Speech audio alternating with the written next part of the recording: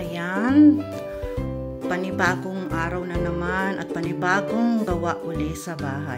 Ito, hinugasan ko na. Dati ko na yung gamit. Matagal na, how many years na yan, dekadas na.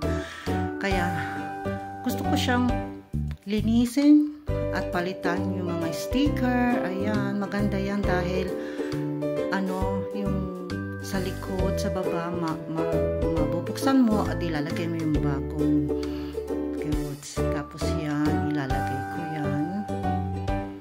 Mga yan. Tapos ito, mga rewards na para ilagay doon.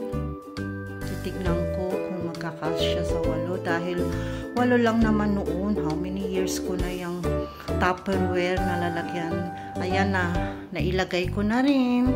At yan, kompleto. At nilagyan ko na rin ng sticker para malaman kung ano ang mga gagamitin sa pagluluto.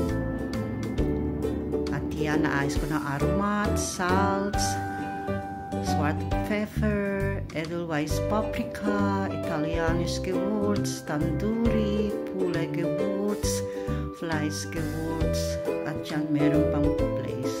At ito naman, ginawa ko yan sa YouTube. Dinagdag ko lang yan ang mga organized. Nag-organizing na ako sa kitchen ko. Lahat ng noodles at mga something na pwedeng ilagay dyan. Kaya yan, nagawa ko na yan. Pero dinagdag ko lang dito. Kung yung gusto nyo makita yan, kung paano ko in-arrange, nasa YouTube ko. So, I'm happy and satisfied at everyday, laging ayos sa bahay. Maraming nililigpit.